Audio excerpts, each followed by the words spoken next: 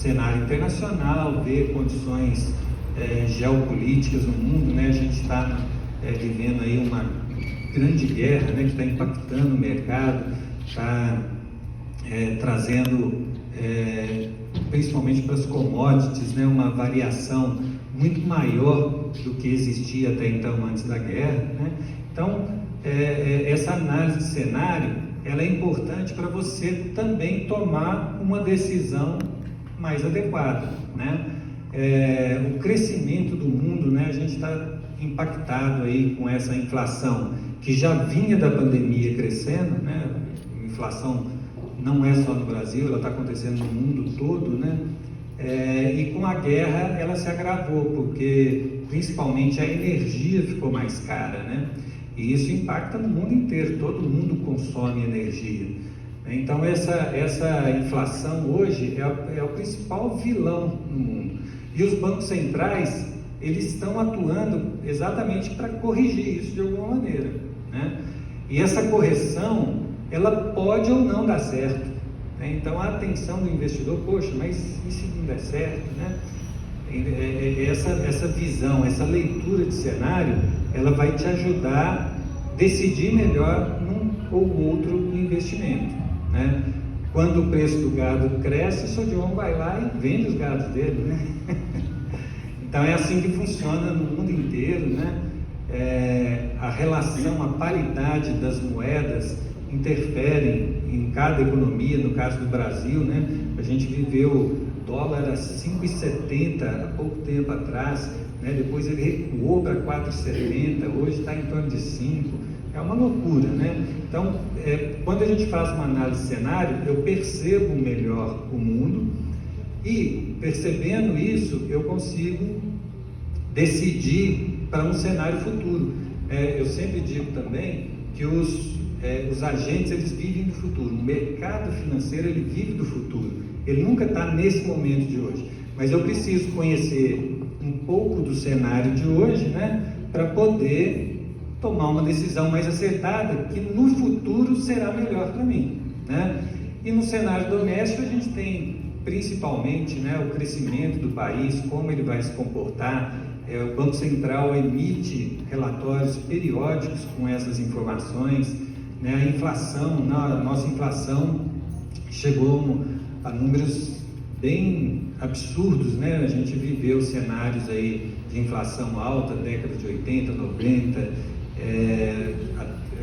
O Brasil demorou, foi um dos últimos países do mundo a debelar a inflação, até que a gente conseguiu um certo controle, né? Desde o governo Fernando Henrique Cardoso, a gente tem um controle da inflação bem acompanhado pelo Banco Central, né? Recentemente, agora a gente teve a questão da independência do Banco Central, que isso traz um certo controle na economia, né? A interferência da política no Banco Central, ela não é saudável para uma economia. Então a gente, no futuro, nas futuras trocas de governo que a gente terá, o Banco Central terá independência para atuar no controle da inflação. Então isso é também muito importante. E o próprio câmbio, que eu já falei aqui, né? Então essas leituras de cenário, olha, primeiro, me conhecer como investidor, até quanto eu suporto riscos, conhecer um pouco do cenário, tudo isso é premissa para a gente fazer um bom investimento. E aí sim, eu vou falar rapidamente aqui sobre as possibilidades de investimento que a gente tem. Existe uma série de classificação, várias classificações. Eu não vou ficar falando muito disso com vocês, mas para a gente passar rapidamente, né? A gente tem renda fixa, renda variável, multimercados e cambial. Isso é uma classificação da Anbima. A Anbima é um órgão regulador dos bancos, né? E que ele traz uma série de legislação mesmo para os bancos atuarem. Então, quando eu estou falando de renda fixa, é a mais comum no Brasil, né? A poupança, por exemplo, que a gente tem, não sei se vocês acompanharam, recentemente foi divulgado pelo Banco Central, existe depósito de R$1 trilhão nas cadernetas de poupança de todos os bancos.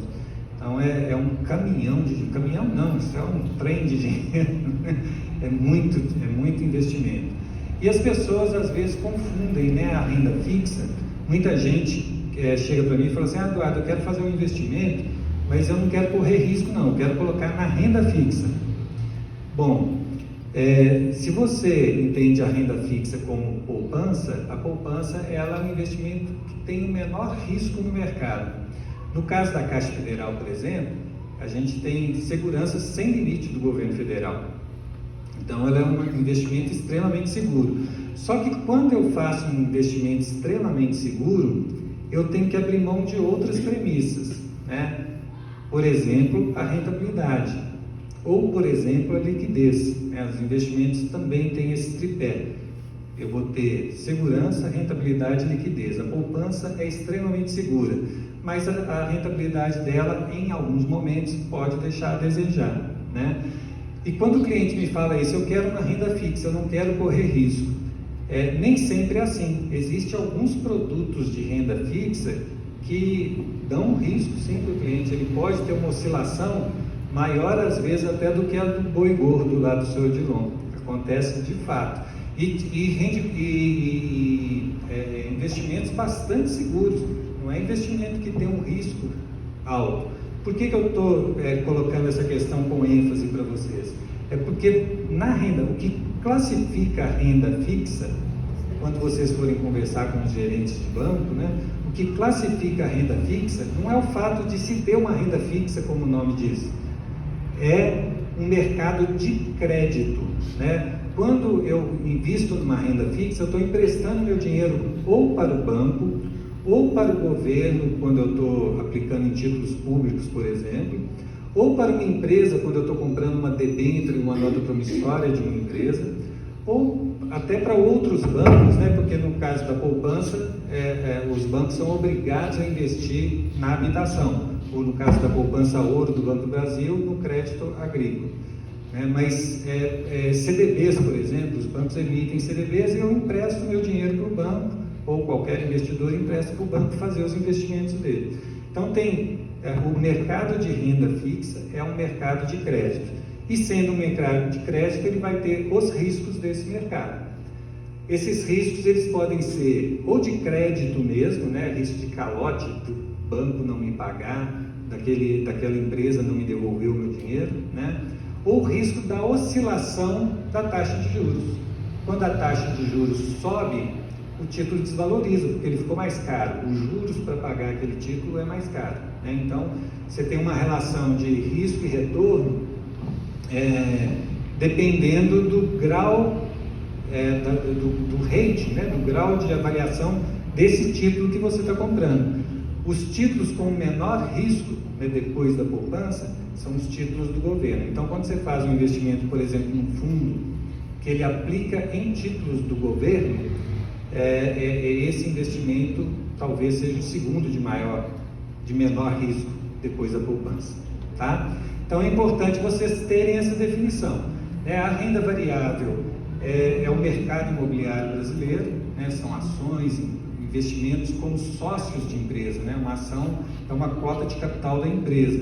Então, quando você investe em renda variável, você pode estar investindo numa empresa como sócio dela. Ou até fundos imobiliários, né? Os fundos imobiliários, apesar de ter uma característica, muita gente gosta de investimento em imóveis, né? O fundo imobiliário é uma opção interessante que é caracterizada como renda variável. Como ele tem as cotas dele negociadas na B3, né, na Bolsa de Valores brasileira, ele é caracterizado pela MIMA como renda variável. Os multimercados é uma opção extremamente interessante, porque nele você pode fazer uma diversificação, correr riscos diferentes, sem a necessidade de uma engenharia financeira muito grande para isso, né? Nele você encontra oportunidades de ter um retorno melhor, sem correr muito risco, ou com risco diversificado, né? Você minimiza o risco e tem a chance de ter uma rentabilidade mais interessante. E os cambiais, muita gente fala que, por exemplo, dólar não é investimento, né? Mas dólar, em determinada carteira de investimento, ele pode ser interessante em alguns momentos, né? Uma pessoa que deseja viajar, por exemplo, no futuro, é interessante que ela faça um investimento em dólar para garantir o preço em dólar daquela viagem, né? Ou uma compra de um equipamento, enfim, tem vários tipos de investidores que podem alocar o dólar, né? Eu não vou me alongar muito nisso, eu queria só despertar em vocês a curiosidade, né? Porque o investimento ele é muito amplo. A Cris me perguntou quanto tempo você gasta para falar. Eu falei assim, eu falo a noite inteira se quiser. É porque assim, o mercado financeiro ele é muito abrangente, tem muita informação, muita coisa interessante que a gente poderia discutir, né? Eu comecei a conversar com o seu Dilon ali, se deixar a gente vai longe, né? Falando das possibilidades de investimento. E eu queria me colocar à disposição, né? Se eventualmente alguém quiser acrescentar alguma conversa aí que a gente possa avançar, né? Eu estou com um investimento, vou comprar meu imóvel, aonde que é melhor eu alocar os meus recursos? O mercado de renda fixa, como eu falei, ele é muito grande, né? Mas só uma deixa aí para uma alocação, né? Todo recurso que você for fazer de curto prazo, o ideal é se colocar no investimento mais conservador possível. As outras opções de investimento, elas são para investimentos normalmente de um prazo um pouco maior, de uma maturação um pouco maior. Então é importante vocês terem essa atenção. No mercado também, dentro desses fundos que eu falei um pouquinho aqui com vocês, dessas opções, né, que eu falei um pouquinho aqui com vocês, tem uma que é extremamente importante, que é o mercado de previdência, né? No ano passado no ano de 2019 a gente teve a mudança na Previdência Nacional, né? E isso trouxe alguma necessidade humana aí de você se precaver no futuro incerto, né? As pessoas vão ter que trabalhar muito mais tempo e no futuro, eles não sabendo como será essa situação, elas precisam juntar dinheiro agora. E existe muita alternativa boa hoje para fazer investimentos, seja previdenciários, seja de curto prazo, para você comprar seu imóvel, né? Você que tem uma necessidade nesse sentido. Então, assim, o mercado financeiro ele é muito abrangente, a gente tem muita opção. Só de fundos de investimento no mercado hoje, a gente tem mais de 20 mil fundos, é muita coisa. Tem bons produtos e produtos que não são tão bons. Então, quem tiver alguma dúvida, quiser fazer alguma alocação, está com algum recurso para fazer a alocação, nós estamos à disposição lá na Caixa. Tá? Foi bem rapidamente mesmo, para a Roberta poder passar o que talvez seja o maior interesse de vocês, né? As linhas de financiamento habitacional. Não é isso, Cris? Então eu agradeço e estou à disposição de vocês lá na agência Candidez. Ok?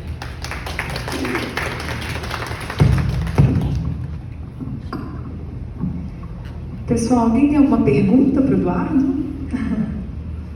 Alguém quer perguntar alguma coisa? Porque ele vai ter que ir embora agora, não é isso? Tem um compromisso? Que ótimo. Então, se alguém tiver alguma pergunta, podem anotar, que ao final cada palestrante vai responder para vocês, ok?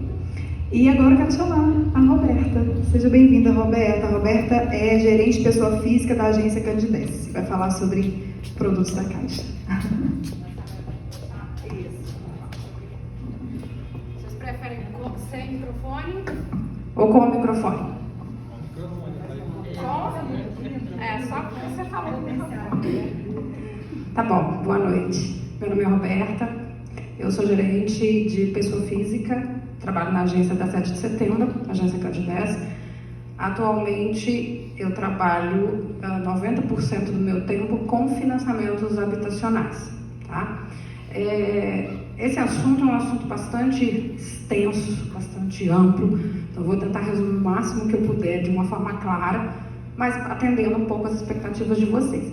Se for necessário, pode me parar, tá? Para poder perguntar alguma coisa, porque se a gente deixar só para o final, talvez aí a dúvida se perca no meio do caminho, tá bom? Só uma dúvida, assim, uma coisa que é muito corriqueira as pessoas perguntarem, né? O que é mais interessante para mim? Eu quero comprar um imóvel. Tem muita gente que opta por fazer consórcio, né? Eu ter um consórcio, eu tenho financiamento habitacional. Então, o que é mais interessante? Bom, depende do seu momento, tá? O consórcio é uma opção extremamente interessante desde que você não tenha pressa, desde que você não tenha um imóvel específico em vista e que você queira aquele imóvel naquele momento, tá? Por quê? No consórcio você não paga juros, não tem taxa de juros, então a prestação fica muito mais interessante, ela fica muito mais baixa. Porém, não existe uma garantia de quando você vai poder comprar esse imóvel. Essa carta de consórcio, ela pode ser contemplada agora, ela pode ser contemplada daqui a 1 ano, ou ela pode ser contemplada daqui a 10 anos. Um vendedor não vai esperar tudo isso para vender o imóvel para você, tá? Então depende do que você quer. Se eu quero investir em imóvel, mas eu não tenho imóvel específico, é um dia comprar um imóvel, um consórcio pode ser interessante, tá?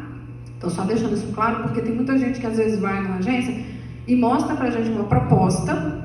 Ah, mas a minha prestação aqui está muito mais barata do que a prestação que você está me apresentando. E quando a gente vai comparar, é porque é uma linha de consórcio e não de financiamento habitacional. Tá bom? Então, sempre que você for olhar, atente-se para essa questão. Ok? Bom, financiamento habitacional, então. Hoje o mercado tem uma série de possibilidades diferentes de financiamentos habitacionais, tá? Só a Caixa, por exemplo, a gente tem 4 possibilidades de financiamento, 4 tipos de financiamento em termos gerais, e dessas 4 modalidades tem 2 sistemas de amortização diferentes. Então, no total, nós temos 8 possibilidades diferentes. Em cada uma dessas possibilidades, nós ainda temos mais 3 opções de taxas de juros diferentes. Então, é muito amplo. É difícil sentar com você, por exemplo, agora e falar, olha, a sua taxa de juros vai ser X. Não dá para eu saber assim, eu tenho que ir lá, fazer uma avaliação e tudo mais. Mas, parâmetros gerais, né? Em termos gerais, você tem a opção de comprar um imóvel pronto, seja ele novo ou usado. Você tem a opção de construir o seu imóvel num lote que você já tenha, urbano, tá? Estamos falando aqui de imóveis urbanos. Imóvel rural, não existe financiamento para construção em imóveis rurais, ok? Imóveis urbanos que nós vamos tratar. Então, nós temos a aquisição de imóvel usado ou novo, a construção num terreno que você já tenha. Então, eu tenho um lote, eu posso financiar a construção do meu imóvel? Sim, pode. Quanto? A Caixa financia até 100% da sua construção, ok? Então, se eu quero construir, eu não tenho dinheiro para construir, a Caixa financia até 100%, financia a construção inteira. Eu não tenho lote, então a Cris arruma o lote para você e a Caixa financia a compra do lote e a construção, as 2 coisas. Só que neste caso de aquisição mais construção, 80% do valor global. Exemplo, eu vou comprar um lote de 100 mil e eu vou construir uma casa, vou gastar mais 100. Então, no total, 200. A Caixa financia 80% desses 200. Ok? Então, 160 mil. Ok? Nós temos o financiamento do terreno, do lote. Eu só quero comprar um lote, eu não quero financiar a construção. Posso financiar o lote? Posso. Posso financiar o lote. E a Caixa tem a construção, a linha de reforma e ampliação. Eu tenho uma casa pequenininha que eu quero ampliar, quero reformar e ampliar. Nós temos a linha de reforma e ampliação também, tá? Então, tem muita opção para você comprar a sua casa, para você melhorar a sua casa, para você construir a sua casa. E agora, recentemente, a Caixa lançou também a linha de construção para empresa. Então, eu tenho uma empresa e eu quero construir a sede da minha empresa. Então, a Caixa agora tem a linha de construção para sede de empresas também. Existem algumas condições, existem algumas restrições para isso, mas a Caixa tem essa possibilidade que até então, até pouco tempo atrás não existia, é uma coisa nova, tá? Mas para quem é empresário aí, às vezes médicos querem construir clínicas, eu tenho uma empresa, preciso construir a sede da minha empresa, uma construtora, enfim. Se eu tenho um CNPJ, se eu tenho uma empresa, não pode ser empresário individual e nem MEI, tá? Tem que ser empresa. Se eu tenho uma empresa, eu posso construir a sede da minha empresa, ok? Eu não trouxe a apresentação, tá? Porque eu acho que fica informação demais eu falando ali na tela, é muita coisa, mas qualquer coisa que vocês quiserem perguntar, pode parar e perguntar. Então, assim, o que as pessoas mais perguntam pra gente, pra mim, né, quando vai lá na agência? Bom, quanto que eu posso financiar, então? Existe um limite para eu financiar? Existe. O limite é o quê? A sua capacidade de pagamento, tá? Então, mesmo que você vá comprar um imóvel que vale R$1 milhão e você vai precisar de 300 mil de financiamento, quer dizer, você vai dar 700 de entrada, você vai financiar 300 e a Caixa vai ter de garantia um imóvel de R$1 milhão. Se a sua renda não é suficiente para financiar esses 300, se você não tem capacidade de pagamento suficiente para pagar uma prestação de um financiamento de 300, não vai financiar, tá? Então, a análise primária, a sua capacidade de pagamento. Então, nisso aí vai entrar restrição, não pode ter, obviamente, nome sujo, né? Então, restrições, SPC, Serasa, esse tipo de coisa não pode ter, isso impacta. E a sua capacidade no seu contra-cheque, no seu salário, declaração de imposto de renda. Então, isso é análise primária. Não adianta você falar para mim, olha, Roberta, eu consigo pagar uma prestação de R$5.000 por mês. Eu ganho 10 e eu consigo pagar uma prestação de 5 porque o meu orçamento está equilibrado e tudo mais. Eu não posso fazer desse jeito. Por quê? Porque existe uma regra do Banco Central que a gente só pode comprometer da capacidade, do salário da pessoa, no máximo 30% da renda dela. Em alguns casos, 25%. Então, no máximo, 30%. Então, mesmo que você chegue para mim e fale para mim, eu ganho 10 e posso pagar 5 dentro do meu orçamento, eu, que sou o banco, só posso comprometer 30%. Ok? Então, não adianta você falar para mim dessa forma. E não adianta você chegar lá com uma simulação e falar, olha, no outro banco, ele faz para mim desse jeito. Porque não faz. É uma regra do Banco Central. Tá? A simulação, que normalmente é o que o banco te entrega, ou que você pega na internet, a simulação a gente faz do jeito que o cliente quer. Se você chegar lá e falar para mim, olha para mim quanto que fica um financiamento de R$500 mil, eu faço e te entrego, tá aqui. Agora, você vai pegar o R$500 mil? Não sei, é a sua análise de crédito que vai me dizer. Então, a primeira coisa que você tem que fazer é procurar a instituição, no caso a Caixa, tá? A Caixa. E aí você vai levar para mim os documentos de identidade, seu e do cônjuge, porque a gente pode juntar renda, tá? Mesmo que não seja cônjuge, né? Da pessoa que você vai comprar. A gente pode comprar irmãos, pode comprar pai e filho, mãe e filho, eu posso comprar eu e ela, se a gente quiser comprar uma casa juntas. Não tem necessidade de haver um parentesco, tá? Obviamente que o imóvel vai ser das duas pessoas, daquelas pessoas envolvidas, mas a gente junta renda para poder comprar imóvel, ok? Então, o que você vai apresentar? A documentação de identidade, a documentação de renda das partes, comprovante de endereço. Com isso, eu vou fazer uma análise de crédito. E aí eu digo para você, olha, como é que chama? Fernanda. A Fernanda, eu vou falar para ela, Fernanda, você pode pegar na Caixa R$300 mil. Ok? Então ela está comprando um imóvel de R$300 mil. E eu falei para ela que ela pode pegar na Caixa R$300 mil. Eu vou financiar 100% do imóvel dela? Não. Por quê? Porque a Caixa financia no máximo 80%. Então, mesmo ela tendo uma linha de crédito de 300 mil, neste caso, de um imóvel de 300, o máximo que eu posso financiar para ela é 240. Ficou claro? Então, primeiro eu faço uma análise de crédito, para saber quanto que a pessoa pode pegar. Depois a gente parte para a análise do imóvel. Esse imóvel vale X. Se ela tiver comprando um imóvel de 500, eu posso financiar 300? Posso. Né? Porque aí 80% daria 400. Mas a linha de crédito dela, a análise de crédito dela é de 300. Então mesmo, mas 500, 80% é 400. Por que ela não pode 400? Porque a renda dela não permite chegar em 400. Ficou claro? Então, nós temos alguns tetos, nós temos alguns balizadores. Então, a renda da pessoa e o teto do programa. Ok? Beleza, tá. Isso tanto faz imóveis novos ou usados. Tudo bem? Para o programa Casa Verde Amarela, existem outras situações, tá? Eu estou falando, em geral, financiamentos normais, que não são programas do governo, tá? O programa Casa Verde Amarela é um programa do governo, ele tem algumas regras próprias, né? Então, para imóveis novos, né, tem a opção de comprar imóvel novo ou imóvel usado pelo programa Casa Verde Amarela, também é uma novidade recente, até pouco tempo atrás não podia, era só imóveis novos, mas hoje pode. Aqui em Divinópolis, o teto do programa Casa Verde Amarela é R$187 mil.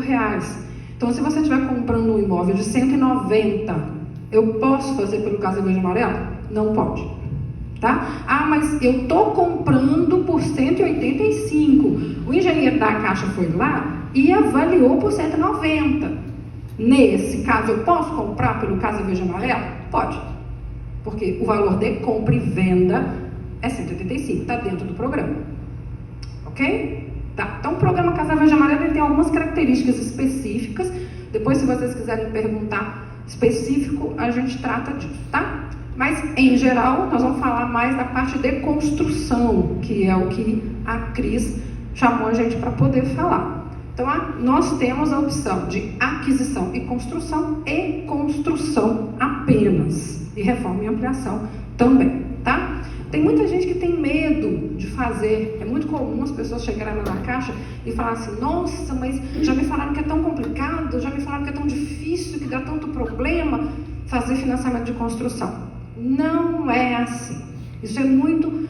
no passado foi, realmente. Deu muito problema no passado. Mas é um produto super tranquilo, sai mais barato para você, porque quando você compra um imóvel pronto, a pessoa que fez, ela quer tirar o lucro dela, né? Se você está comprando uma construtora ou de alguém que já fez aí, ele quer tirar o lucro dele. Então, quando você está construindo, você constrói mais barato. Né? Sai para você mais barato. E você constrói do seu jeito, com a sua cara, com o jeito que você escolheu, a casa que você quer ter. Então, pode vir a ser mais interessante você financiar a construção, tá? Então, quais as exigências para você fazer o financiamento de construção? Então, a primeira análise é a mesma coisa, a análise de renda é a mesma coisa, tá? Se você estiver comprando, então, se você for financiar somente a construção, é obrigatório que o lote esteja no seu nome, lá no cartório de registro de imóvel.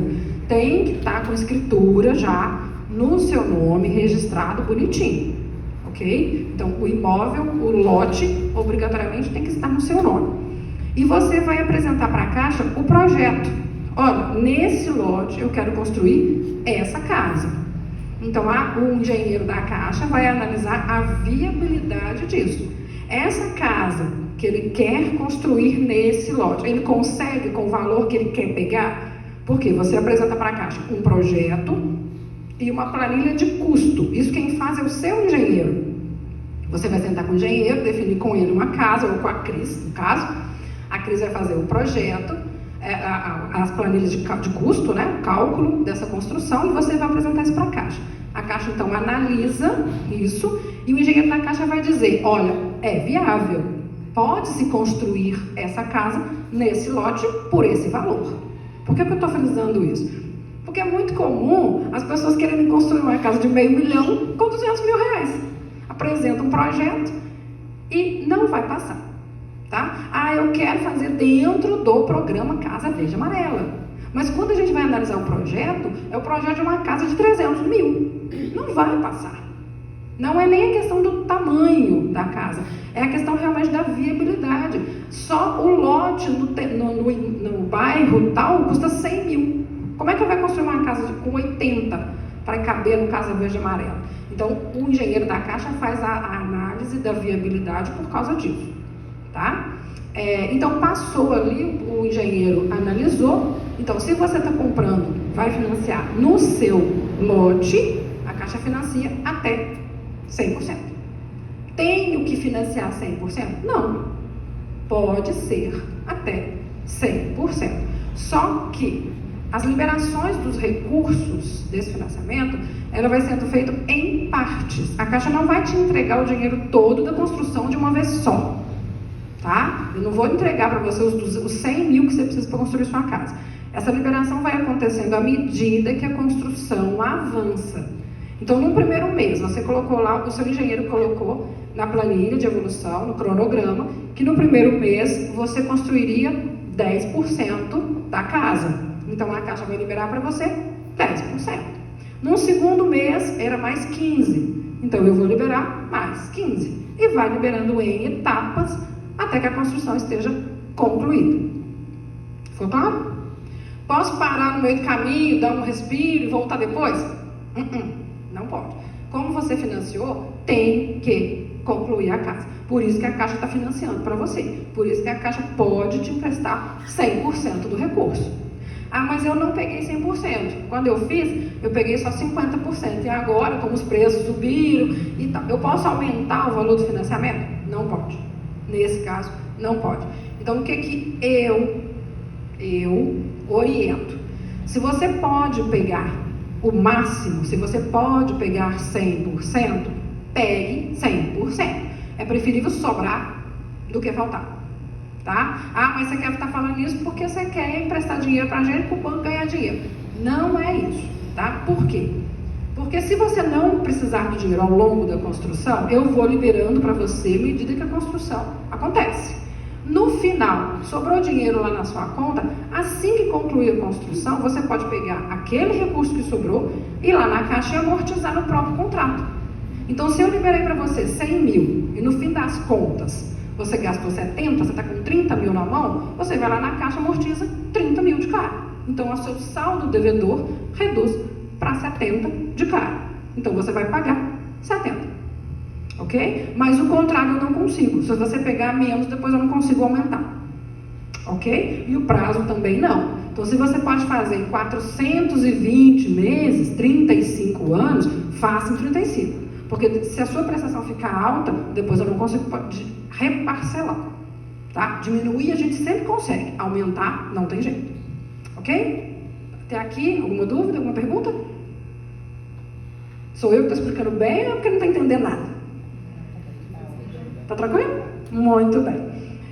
Então, no caso do financiamento de compra, então, aquisição e construção.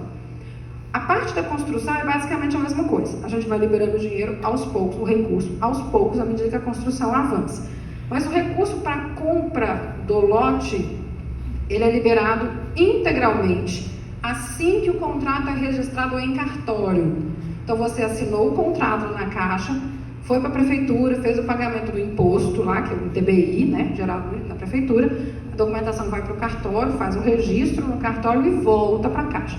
Quando esse contrato chega na Caixa registrado, imediatamente a Caixa paga o lote, 100%, se você quiser. Aí eu não quero financiar 100% do lote, porque eu dei um carro para o dono do lote, eu quero financiar só uma parte. Tudo bem, é você quem manda. Mas nós podemos financiar até 100% do lote. E o dinheiro é liberado assim que o contrato chega para a Caixa. Ok? Cai em conta, obrigatoriamente em conta da Caixa. Não tem jeito de acreditar esse recurso em conta de outro banco. Ah, mas o dono do lote não gosta da Caixa e só quer o dinheiro do outro banco. Eu sinto muito, então não tem jeito de você comprar o lote dele. Tá? Então, dinheiro de lote exclusivamente em conta da Caixa. A partir do momento que você faz o financiamento, então, para você fazer o financiamento, você também, obrigatoriamente, tem que ter uma conta corrente na Caixa. Por quê? Porque esse recurso, a Caixa vai liberando o recurso para você em conta.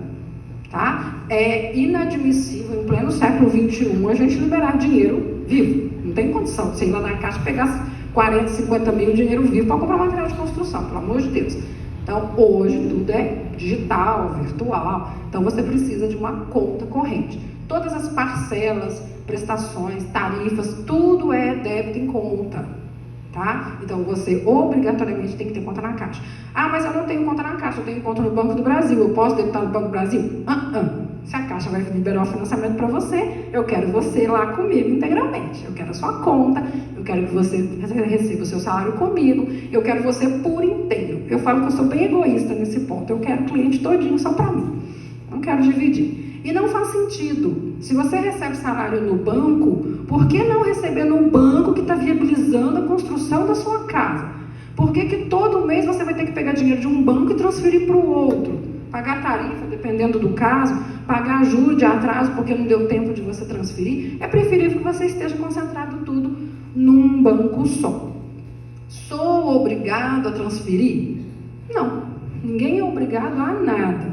Tá? Lembra que eu falei lá no começo que a gente tem 4 linhas diferentes com 2 formas de amortização e dentro dela tem 3 possibilidades de taxas de juros?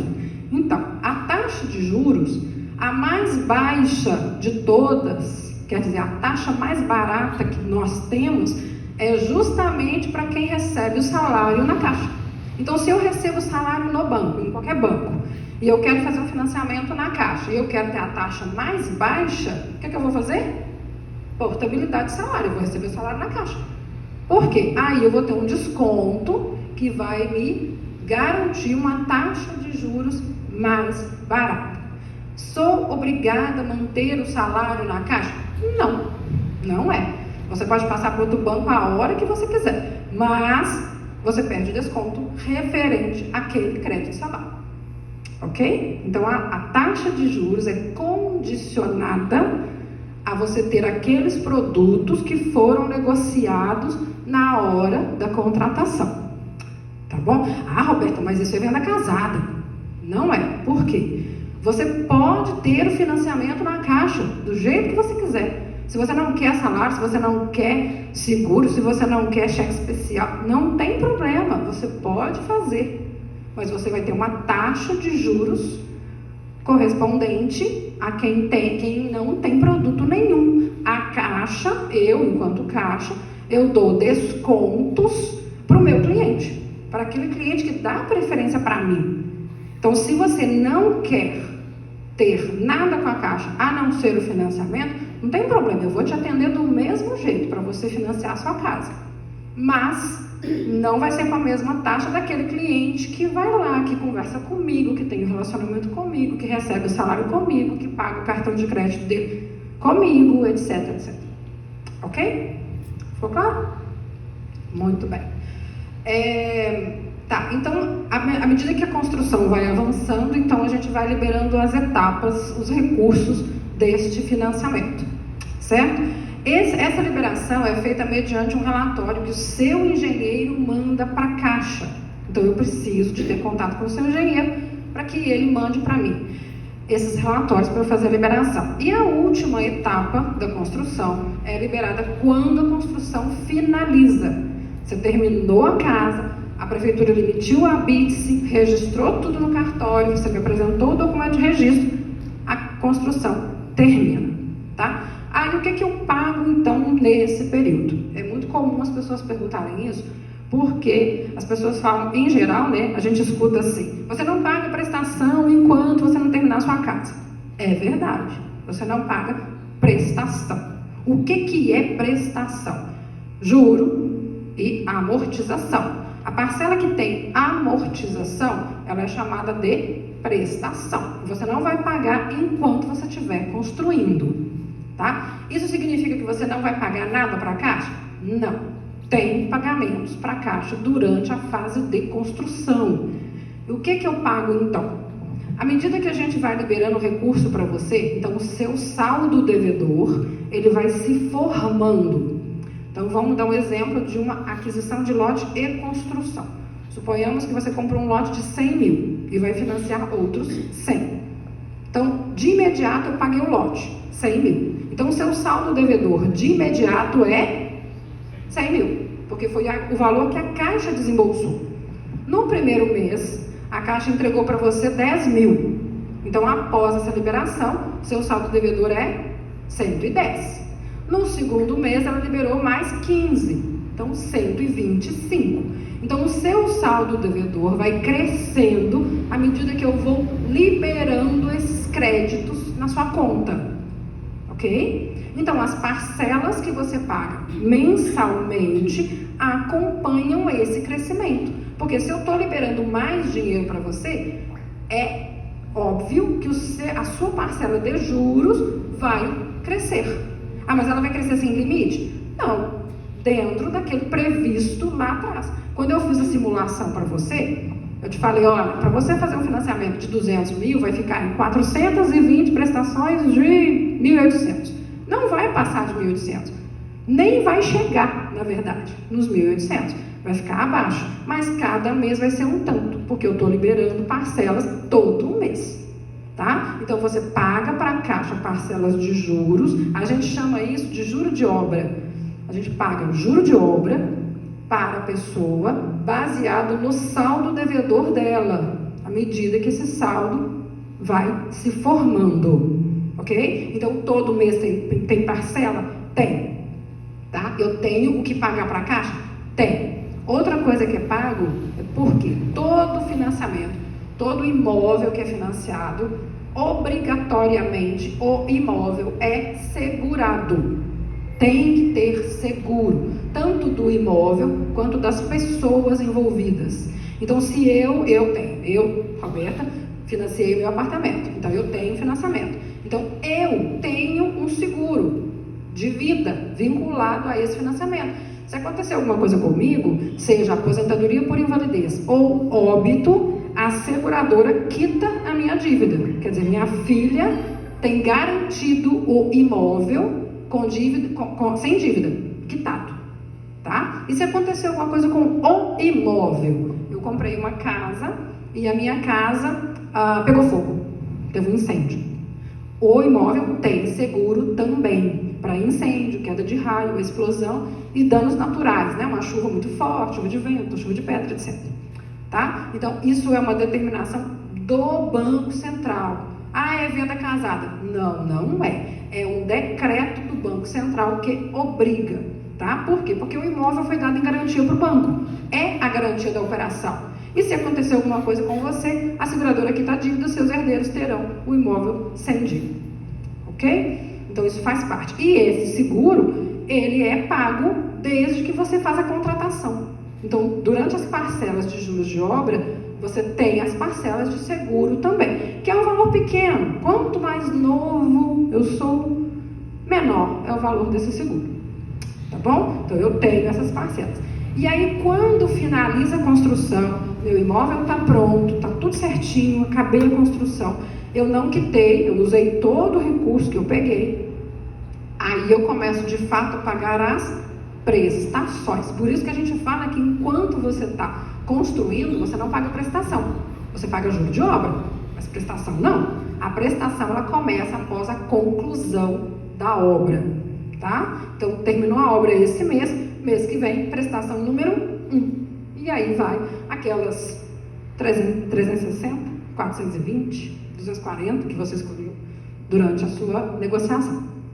Tá bom? Ok? Nenhuma pergunta? Nem eu sei. Tranquilo? Tá. Quando a gente vai fazer... outra pergunta assim, que o pessoal faz muito é quanto tempo leva? Nossa, eu quero comprar minha casa, ou eu quero construir minha casa. Quanto tempo leva para sair um financiamento? Antigamente, não, levava 6 meses para sair um financiamento, né? Nossa, fiquei 1 ano com a documentação. Nós consideramos que um processo começa, de fato, quando eu recebo a documentação do imóvel, tá? Porque quando você leva o seu contra-cheque para mim, o que você quer saber é quanto você pode pegar, né? Eu falo para você, você pode pegar quanto? Agora, se você vai comprar um imóvel agora ou daqui a 1 ano, eu não sei. Então, eu considero que um processo de fato começa na hora que você me entrega a documentação do imóvel. Então, se você me entregou a documentação do imóvel e esse imóvel não tem ônus nenhum, não tem BO nenhum nele, ele está todo redondinho, está todo arrumadinho, não tem problema nenhum, vamos colocar assim, considerando que pode haver algum percalço no meio do caminho, 30 dias você assina o seu contrato na Caixa, tá? Porque aí ainda tem o trâmite da prefeitura e do cartório. para o vendedor receber o dinheiro. Eu estou falando a parte que cabe à Caixa, tá? Por quê? Porque tem o tempo do engenheiro ir lá, fazer um laudo, verificar se o imóvel pode ser aprovado ou não, tem que verificar se você tem conta corrente já na Caixa, se não tem, tem que abrir, tem que fazer análise documental. Eu estou colocando 30 dias com uma gordura, tá? Eu já cheguei a fazer contrato em uma semana. Em uma semana, 5 dias úteis, a gente estava assinando o contrato. Mas é normal isso? Não. Um tempo médio é entre 15 e 20 dias. Quando a documentação está toda redondinha, não está faltando nada, não deu problema nenhum no meio do caminho. Entre 15 e 20 dias você assina o seu contrato. Mas, como problemas acontecem, então vamos colocar aí um prazo de 30 dias mais ou menos, você vai assinar o seu contrato. E aí passa para os trâmites fora da Caixa. Prefeitura e cartório, que nesse caso nós não temos gestão. Voltou o contrato para a Caixa, o dinheiro é liberado ao vendedor, tá bom? Então não é demorado. Agora, para os processos de construção, considerando que você ainda tem que aprovar o projeto da construção na Prefeitura, também não é um trâmite da Caixa, tá? Então isso tem que ser levado em consideração. O prazo da Caixa é um prazo que eu administro. O prazo da Prefeitura não tem jeito. Ok? Pergunta nenhuma? Enfim. Quanto tempo depois o dinheiro é depositado na conta do proprietário do terreno? Pois é, depende do cartório, tá? Vamos colocar um prazo mais ou menos, tá? Quanto tempo está levando a Prefeitura para liberar ITBI, Cris? 15 dias. Tá. Você assinou o contrato na Caixa hoje, amanhã eu libero ele para você dar entrada na Prefeitura para fazer o levantamento do ITBI. A Prefeitura fez, você pagou, então, pelo que ela disse, 15 dias para a Prefeitura liberar esse ITBI para você. Você pagou, então, a Prefeitura então autoriza que entre no cartório essa documentação. O cartório leva mais ou menos entre 15 e 20 dias. Eu estou levando menos. 7 dias, 8, Então melhorou pra caramba. Então vamos colocar 10. Vamos esticar um tiquinho. 15 dias na Prefeitura, 10 dias no cartório, 25. Então após a assinatura do contrato, vai levar mais ou menos 25 dias para eu receber o contrato registrado. Aí tem uma área nossa, que a gente chama de conformidade, eles vão analisar se o cartório alienou o imóvel corretamente. Então vamos colocar que eles gastem 2 dias para isso. 27 dias. 30 dias, arredondando para cima, 30 dias o dinheiro cai na conta do vendedor, tá? Mais ou menos isso. Podem acontecer problemas no caminho? Podem, tá? Já vi muitos. Prefeitura encrespa com alguma coisa, o cartório também implica com alguma coisa. Já vi muitos casos de problema, mas aí já não é uma administração nossa, já não tenho como te dar um parecer. Mas redondinho aí, 25. Já vi casos bem mais rápidos, tá? Já vi casos aí de 15 dias, o dinheiro está na conta do vendedor. Ok? No caso da aquisição e da construção, o proprietário, ele começa a construir o dinheiro da entrada dele ou da Caixa? Depende. Se você for financiar 100%, vamos partir do princípio que você não tem dinheiro, não tem recurso nenhum, tá?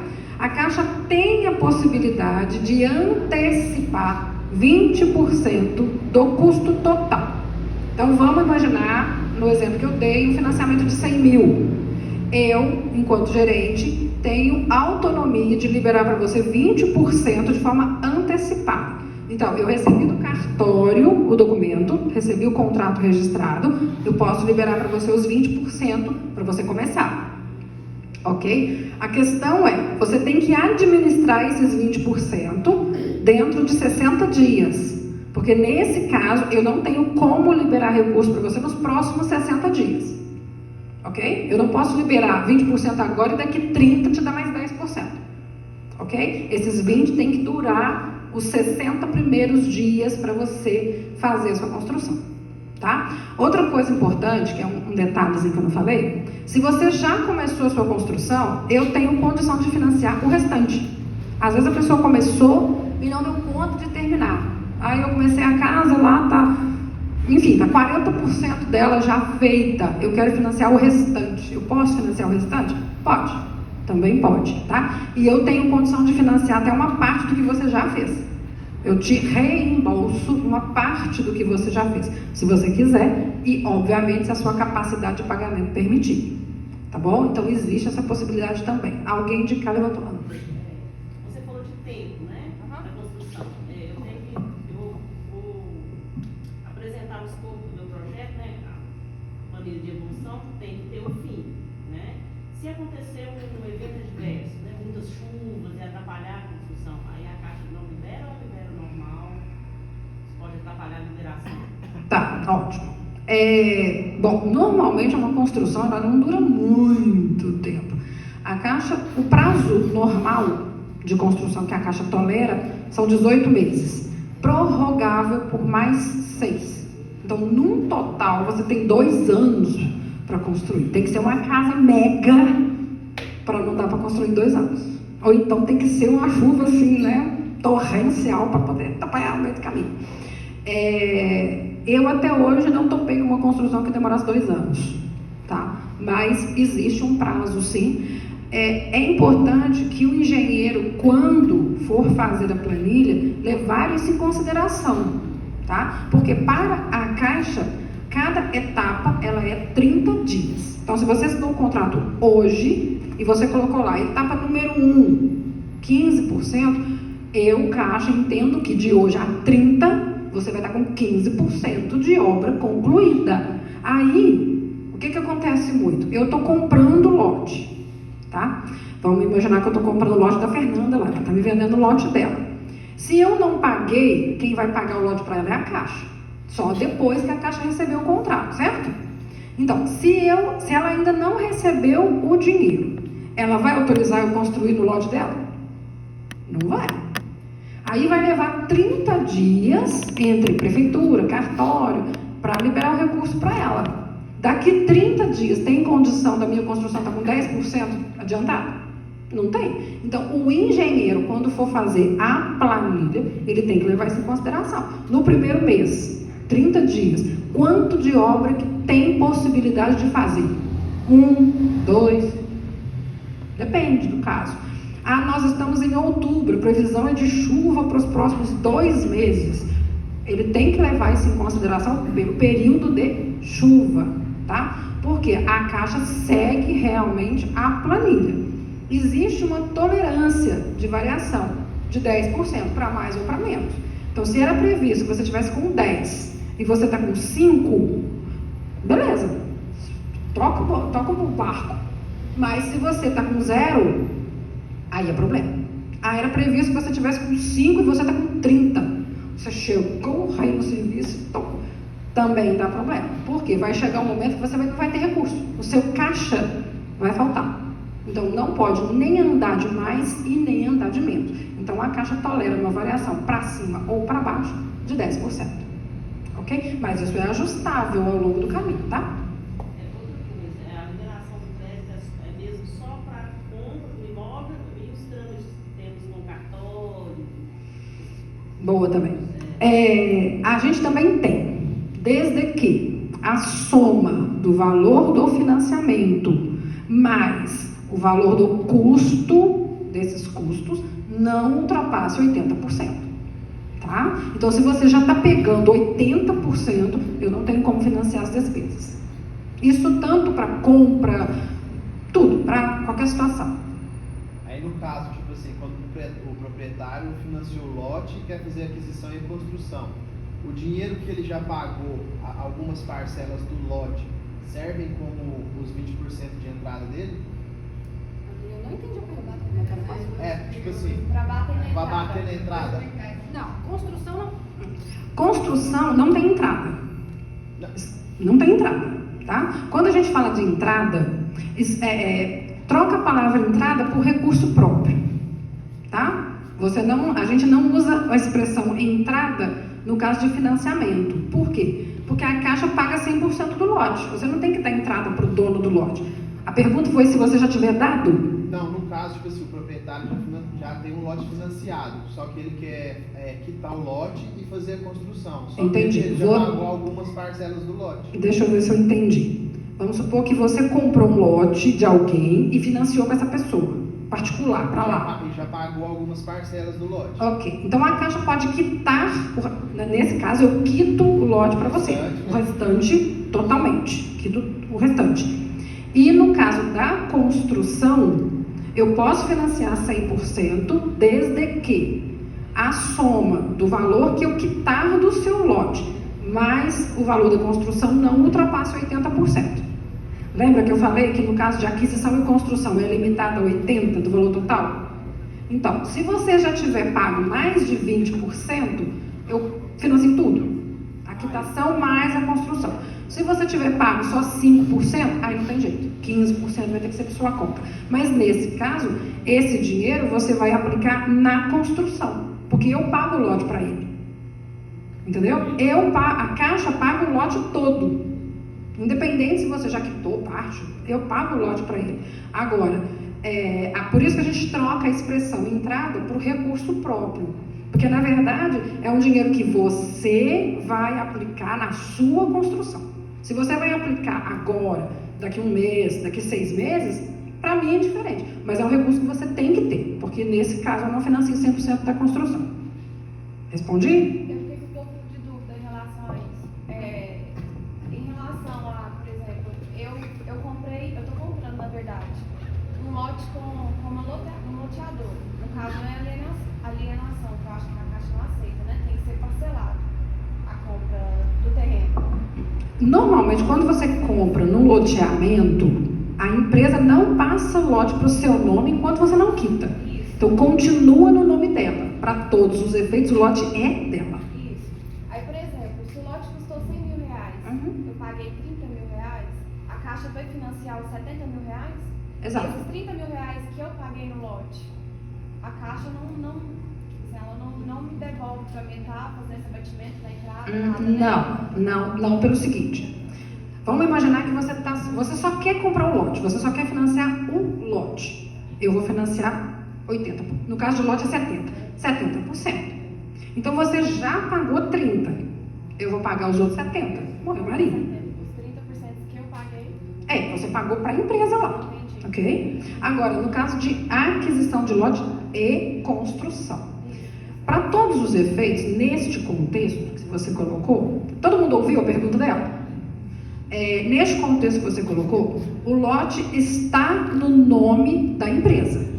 Está lá. Então o lote é dela. Se você disser para mim, Alberto, eu estou comprando um lote por 100 mil e eu quero financiar 100 mil. Tá, eu vou pagar 100 mil para a empresa lá. Vai cair 100 mil na conta da empresa.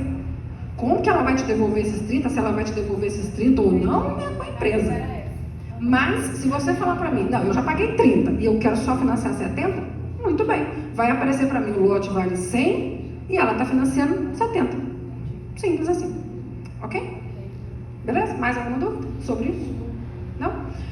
Eu juro que eu vou ser breve agora, tá?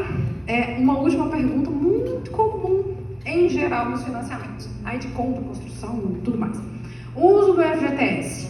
Posso usar FGTS para construir? Pode. Posso usar para comprar imóvel novo, usado? Pode também. Mas tem algumas regrinhas.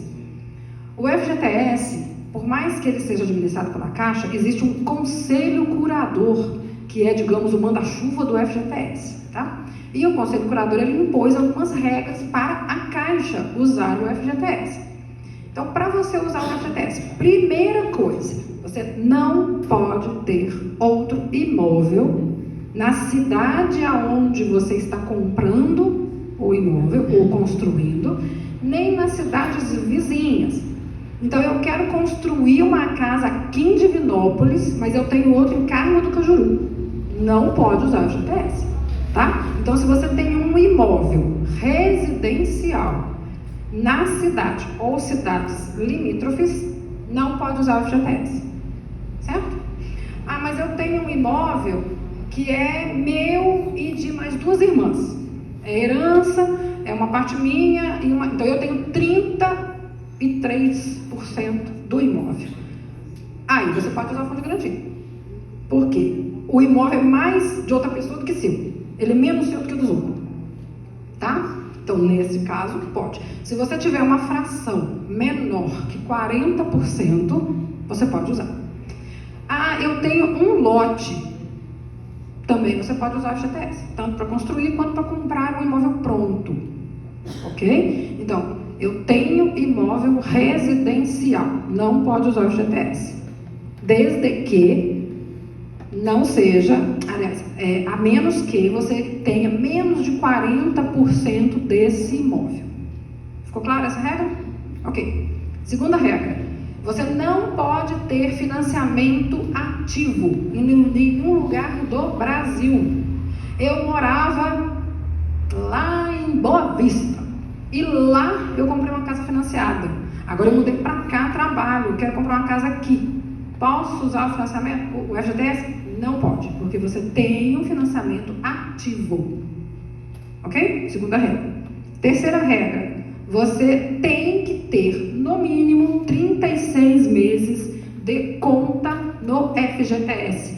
Isso significa que a sua primeira carteira assinada, seu primeiro registro em carteira, tem que ter sido no mínimo há 36 meses atrás, há 3 anos atrás.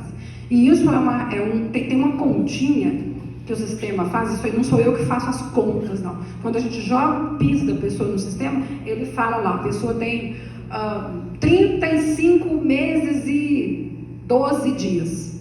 Não tem 36, então não pode usar. Tá?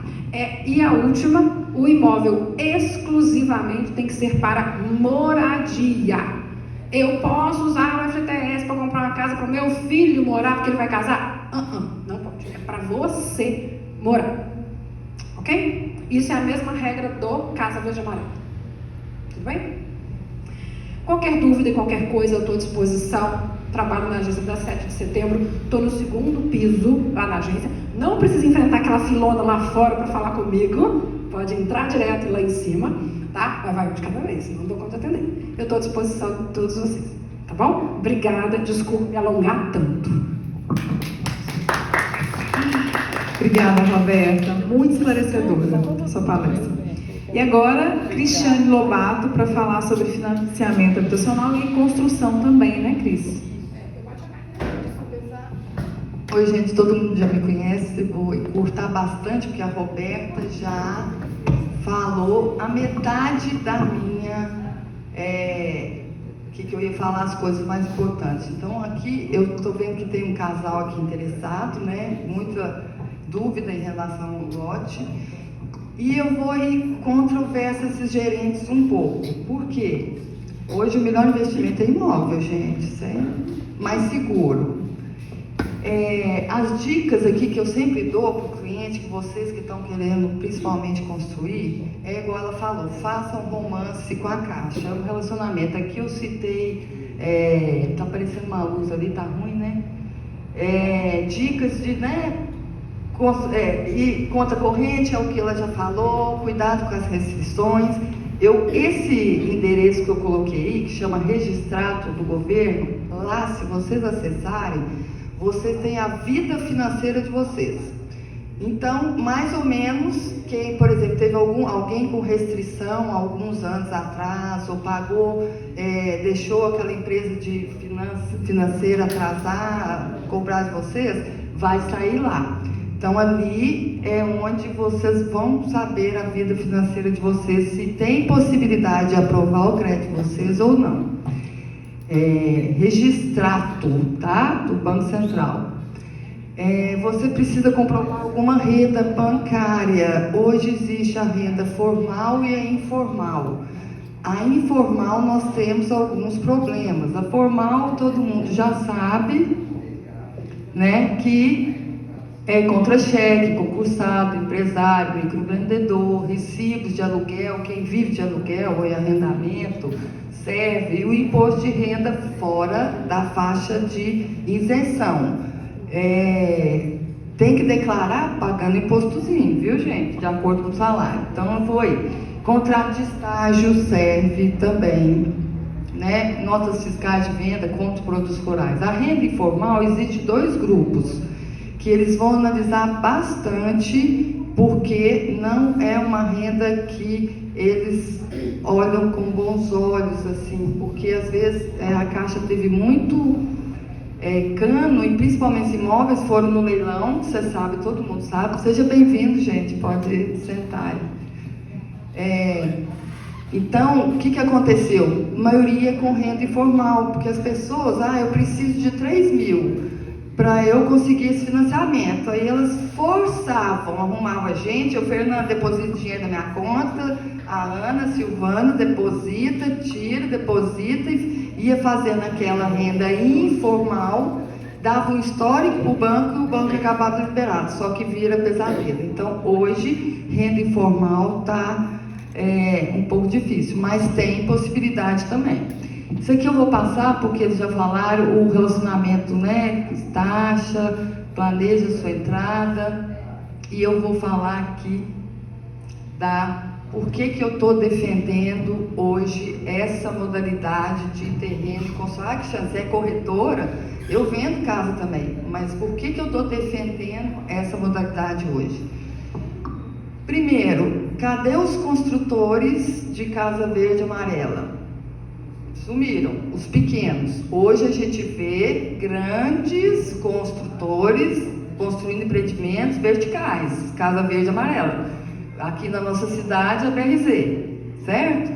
Mas diminuiu, porque não está dando lucro para os construtores hoje construir Casa Verde Amarela. E aqui na frente, mais na frente, eu vou mostrar para vocês as viabilidades hoje. Então, mas eu consigo fazer com que a Fernanda hoje consiga financiar uma casa para ela, Casa Verde Amarela, como ela quer, onde ela quer, e ela precisa de lucro, a casa vai ser dela, não é? Então, a gente consegue. Casa Verde Amarela não tem jeito de fazer essa antecipação que a Roberta falou, mas a entrada, que não é entrada, é o recurso que você vai usar na sua obra, você pode dividir ele em 8 meses. Se pedir uma entrada de 20 mil, você vai dividir, dependendo do cronograma, que é o mínimo, 6 a 8 meses, você vai dividir aquela entrada sua em 8 meses. Entenderam a facilidade? Aí, isso, hoje as pessoas estão conseguindo construir a casa.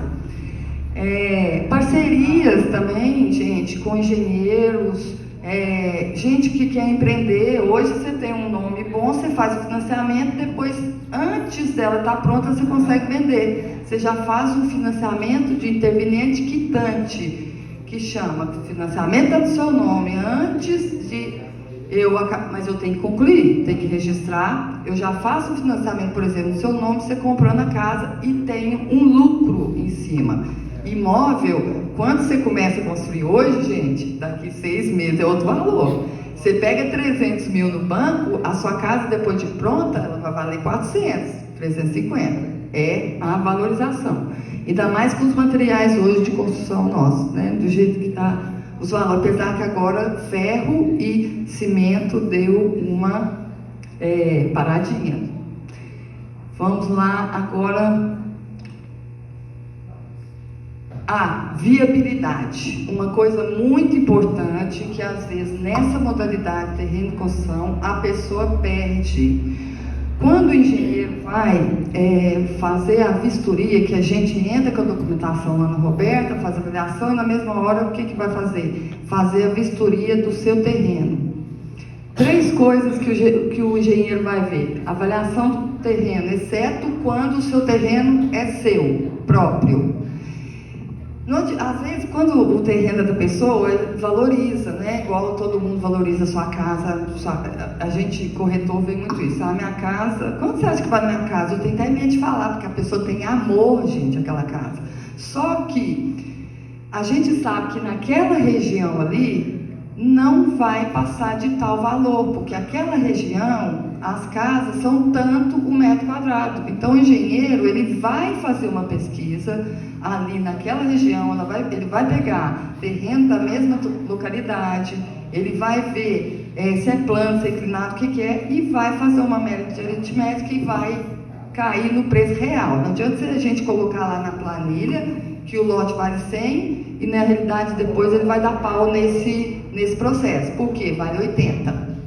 né? Então, ele vai olhar se realmente vê, ele vai ver a análise de projeto e orçamento da obra, porque nós vamos fazer, em cima do que foi liberado para vocês, o valor do terreno e a construção. Esses dois somados tem que valer o imóvel depois de pronto, tá? E a avaliação de pronto tem que tiver. Tá? Se a avaliação não for igual ou superior o valor que você pegou, não vai ser aprovada essa modalidade.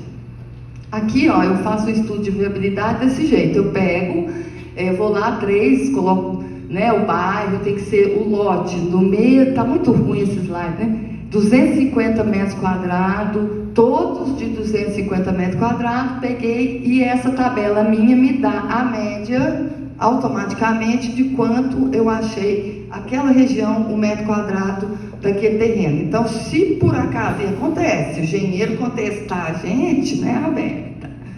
Aí você tem as respostinhas e as tabelinhas para mostrar para eles. Isso aqui eu já falei, a Roberta já falou, né? Aqui, hoje eu trabalho com, por isso que às vezes eu bato um pouco assim de frente com os gerentes da Caixa, porque a gente trabalha com uma calculadora, que essa calculadora, gente, ela me dá tudo. Eu coloco, hoje você vai calcular uma construção pelo CUB, a Caixa usa SINAP, mas o CUB hoje está bom. Porque, por exemplo, hoje na SBPE, o CUB está 2.040, a mão de obra 1.300. Hoje, você paga a mão de obra aqui em Divinópolis, numa casa médio para alto padrão, no valor de R$600 o metro quadrado. Então, o CUB, que a gente faz orçamento, está o dobro. Tá vendo? Aí onde que eu falo que há a possibilidade de você zerar a entrada e financiar 100% da construção? É isso, porque a Caixa vai pagar o terreno e você, com esses cálculos direitinho, que você calcula e você vem e acha o seu metro quadrado. Se eu liberou para mim 200 mil e o lote é 100, eu tenho 200, vai pedir 60 mil, né, de entrada. Não é isso? Esse 60 mil eu não tenho, Cristiane. Não tem porque eu não tenho, só tem para documentação. O que você vai fazer? Nós vamos pegar o 240 mil e fazer cálculo em cima do CUB, chegamos na área construída que você pode construir e eu zeramos a sua entrada se gastar só documentação. E a tabela vem, ó, ela segue, ela sai lá o preço do valor, tá vendo? Solta o valor do terreno, o valor da entrada, da construção, não vou render muito aqui não, já calcula para mim o preço da fundação. Por quê? Fundação não inclui no CUB. Fundação, muro de arrimo, portões, piscina, fotovoltaica, área gourmet, não inclui no CUB, mas podemos colocar dentro da PCI como outros e passar no financiamento, ok? Aí, ó, PTI e a viabilidade, aqui. Agora, interessante para quem quer investir, quem quer construir. Aqui, ó, essa tabela, no final, onde que está de azulzinho, não sei se vocês estão enxergando isso, ai, que bom, Fernanda, presta. Aqui, ó, é o preço autorizado para a Caixa de acordo com o CUB. Então, eu vou preencher minha PCI com, ó, baixo, imóvel padrão baixo, padrão normal e padrão alto. Numa casa aqui de...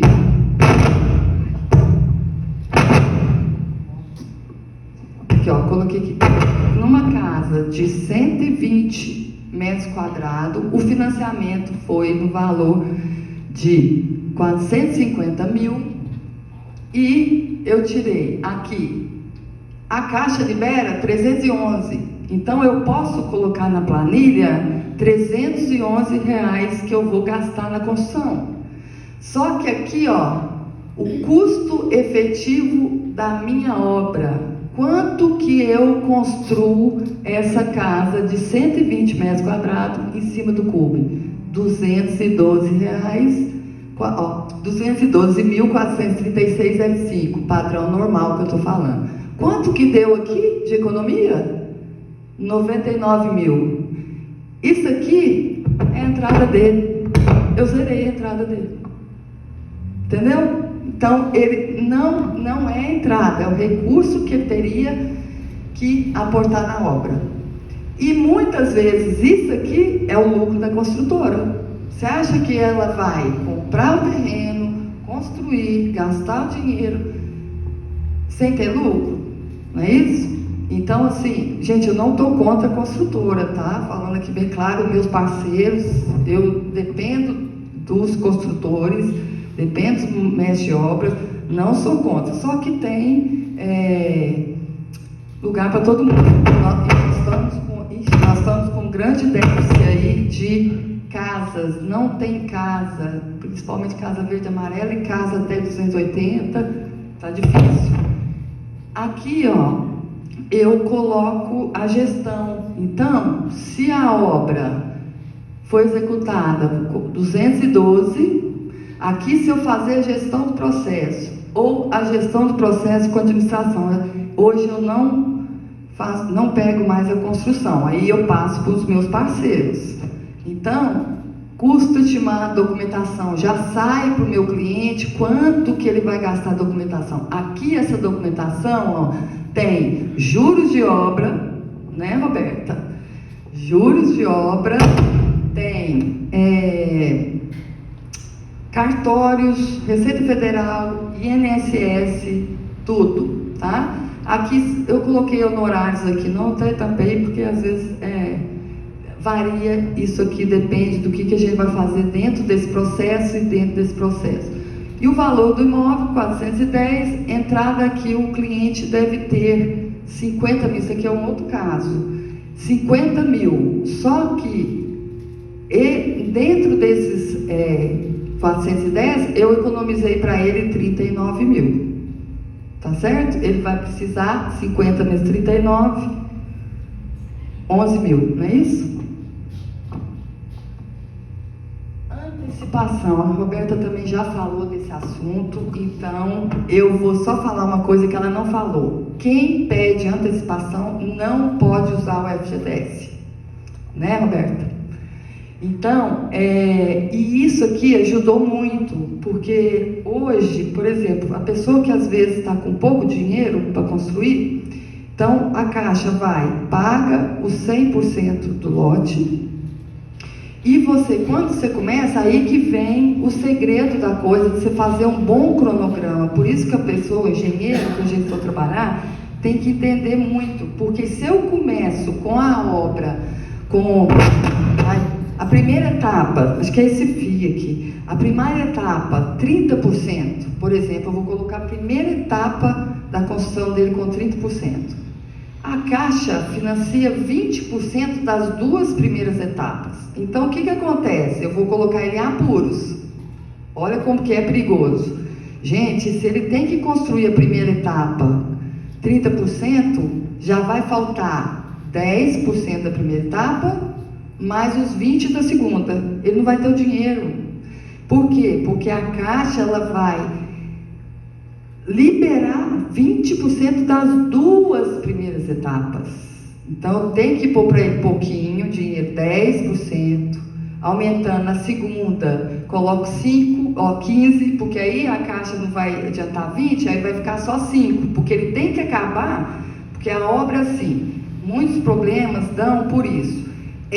Construir o mês, papel da Caixa o mês. É papel da Caixa e construção concluída, essa etapa concluída. Porque se eu não termino com 30 dias, eu vou ter que fazer uma reprogramação.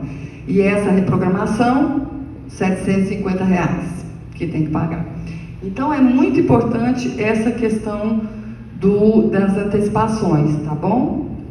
Outra coisa, cronograma, né, que tem que ser de acordo através da PLS, isso aqui fotográfico, isso aí é mais para engenharia que a gente faz.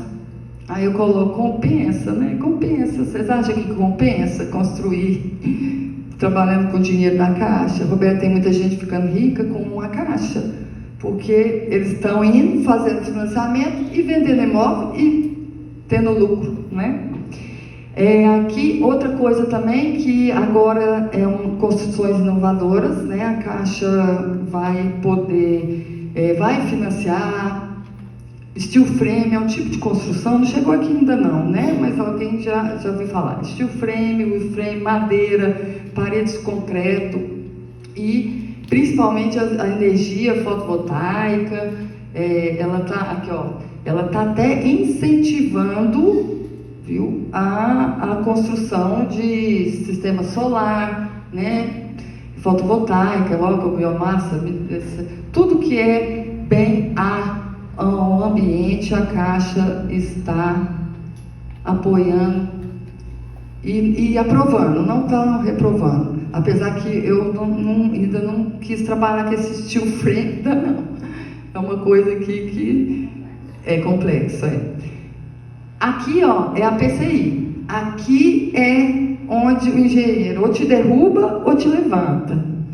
Porque aqui é as etapas que você vai dividir. E hoje a Caixa só vai fazer 2 vistorias por marcos, com 30% da obra e o outro com 85% da obra concluída. Os 15% ela vai bloquear como calção. Por quê? Porque ela deve ter tido alguns problemas, claro. Esses antigamente, antes, acho que de julho, né, 2017, antes da pandemia, a vistoria era presencial todo mês. O engenheiro da Caixa ia lá, fazia breve. Agora, aí depois passou, por causa das dificuldades do engenheiro, e cortaram, colocaram 30% e 85%. Marcos, tem a opção que a gente pode escolher lá, vistoria por marcos. O que acontece? 15% hoje é bloqueado. Que geralmente aí que está o segredo de fazer uma boa PCI. Principalmente quem vai mexer com antecipação. Porque chegar nos 15%, 85%, gente, sua obra tem que estar terminada.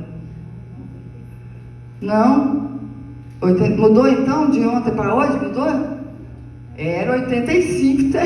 85 é a última vistoria.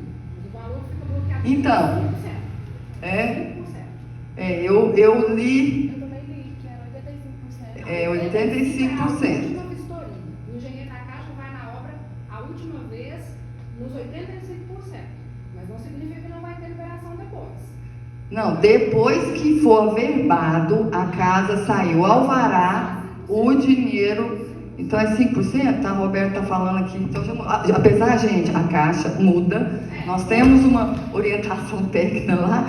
Ela muda, já mudou o PCI, agora mudou de novo o PRM. Ela muda cada 2 meses, um mês, ela está mudando alguma coisa. Ainda bem que está melhorando.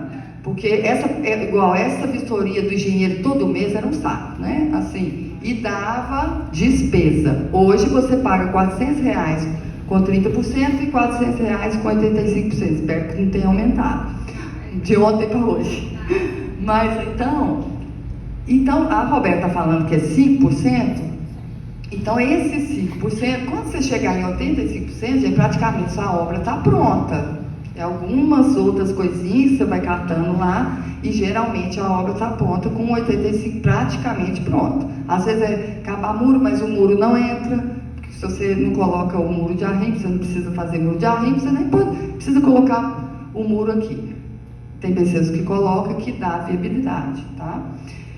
Então, esse 5% fica lá retido. Quando você vai e tira a BITS da prefeitura, leva na Caixa, resíduo cartório, é liberado 5%. Melhorou, então, melhor, porque antes ficava retido 15%. Então, é 5%.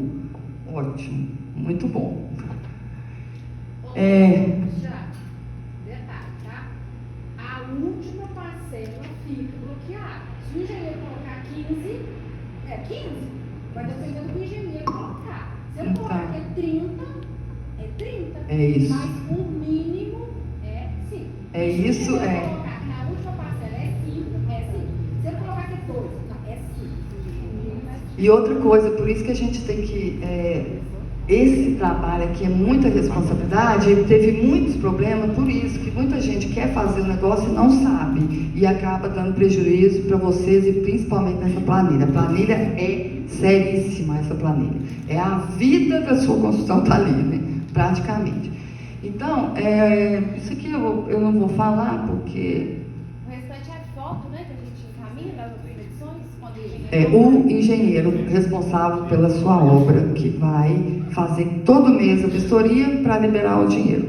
Mas aí, no caso, ele vai em 2 marcos, 2 vezes. Isso, engenheiro presencial, mas não quer dizer que a gente vai deixar de todo mês mandar para a Caixa. A gente tem que mandar todo mês, isso, a PLS, todo mês, até para liberar, né? Agora, olha para você ver, a Roberta também falou, aqui em Divinópolis nós temos um problema sério. Nosso projeto não sai, demora muito. Dizem que vão melhorar, espero que melhorem, mas enquanto isso, o que aconteceu em Nova Serrana com a cliente? Ela fez o ano passado o financiamento lá e aquela chuva, Nova Serrana acho que quase desmanchou. E ela foi começar a obra dela só em março. Então, isso gerou um custo para ela, reprogramação. Depois ela teve outro problema, que a Copasa não liga a água, porque o terreno, a corretora, olha para você ver como é sério, a corretora que vendeu o terreno para ela, não fui eu, foi outra, não olhou o loteamento. Eles não conseguem ligar a água lá, Roberta. Né? Deve ter problema de alguma documentação e alguma coisa. E aí? A mulher está com 40% da obra construída? E aí, Roberta? Então, nós vamos fazer o quê? Se realmente essa água não for ligada, nós vamos ter que mudar o projeto, pôr Centresiano, ver se tem, porque tem umas regras que não pode 1,5 metro do muro, 1,5 metro da casa, não sei o que, um monte de regra. Não é simples, tem que pedir órgão responsável para liberar. Então, gente, é muito sério terreno de construção. Precisa procurar pessoas que realmente sabem. E vou finalizar aqui, qualquer coisa vocês me perguntam, que a Roberta já falou muito, né? Tudo. Obrigada, viu, Roberta? Eu quero agradecer a Ellen e o Carlos, né, do Home Care, anjo da guarda, né, que cuida dos idosos, não é só de idosos, não, né? A doutora Cida Santana, também com o escritório Santana, muito obrigada. Ronan, com o salgadinho deles, o sindicato. E todos vocês aqui presentes, gente, muito obrigada, viu?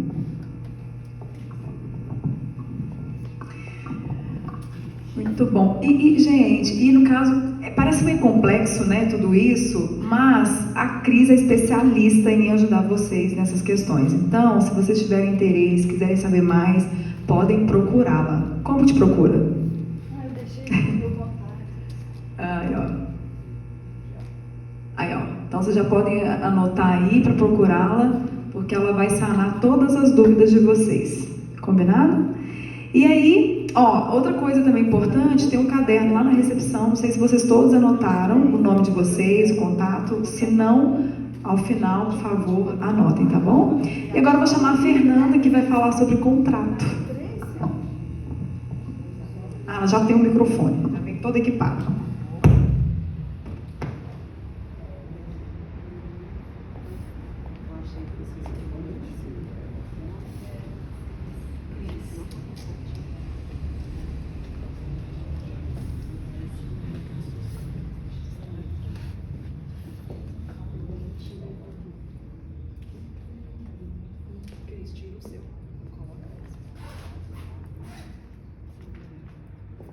Esse aqui é do Eduardo.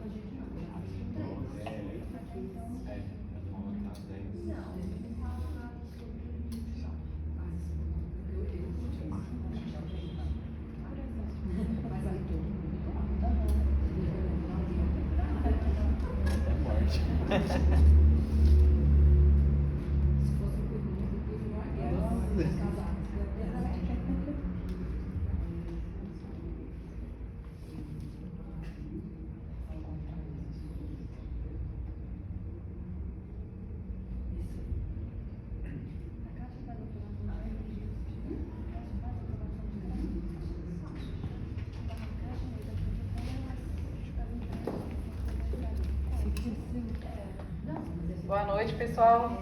Primeiramente, eu quero agradecer a Cris pelo convite, estar aqui hoje com vocês, falando um pouco sobre contratos. Eu, a Cris, a Silvana, a gente tem um projeto aí na cidade, que é o Direito na Escola, e o nosso objetivo é aproximar mais o direito da comunidade, das pessoas, porque muitas das vezes a pessoa assusta, eu vou ter que ler o contrato, eu não entendo nada disso, e a gente precisa entender minimamente desses assuntos. Então eu vou falar sobre os contratos imobiliários, né, mais especificamente voltado para essa palestra.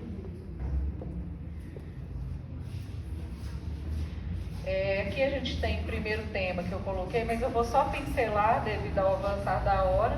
Então a gente tem as pessoas jurídicas e as pessoas físicas, né? Então o contrato que a Cris está ressaltando aqui hoje é de uma pessoa jurídica, que é a Caixa Econômica Federal, com uma pessoa física, que vai sim construir a própria casa, independentemente de um intermediador, seja ele um construtor, uma empreiteira, um engenheiro, mas ela mesma vai conseguir esse financiamento para poder dar início aí a esse empreendimento, a esse sonho da casa própria. Os bens, nós temos aí bens móveis, bens imóveis, então especificamente hoje o nosso tema é sobre bens imóveis e vou falar sobre contratos e noções de processos, tá? Então aqui a gente já superou esse tema. Contratos. Então a gente tem vários contratos, são vários tipos, né? A gente tem contrato de compra e venda, contrato de locação, prestação de serviço, transporte.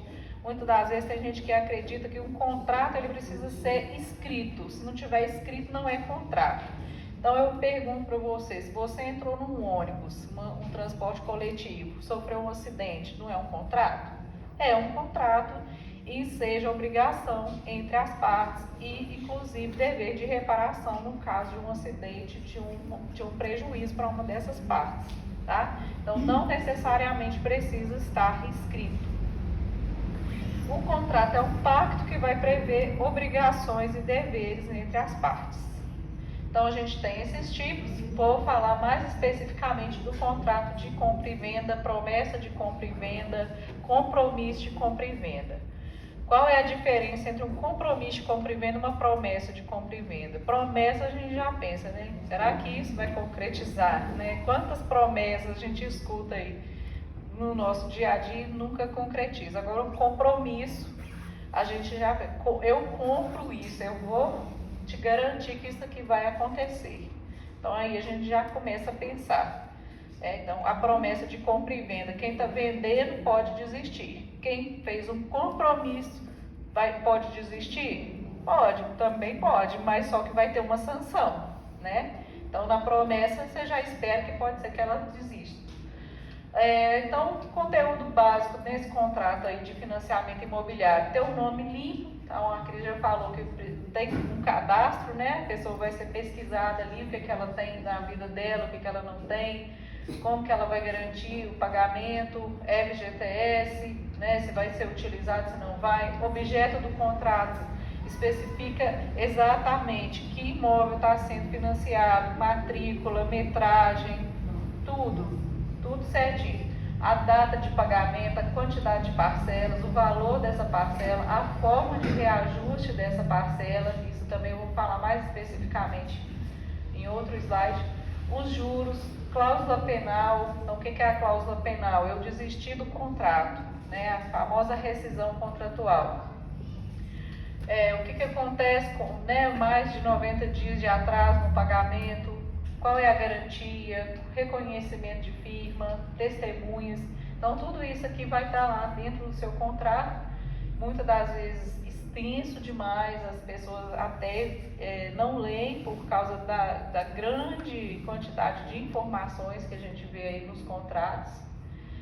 E aí alguns contratos com essa cláusula de irretratabilidade, né, que proíbe que os contratantes arrependam desse negócio. Então isso que diferencia aí o compromisso e a promessa de compra e venda.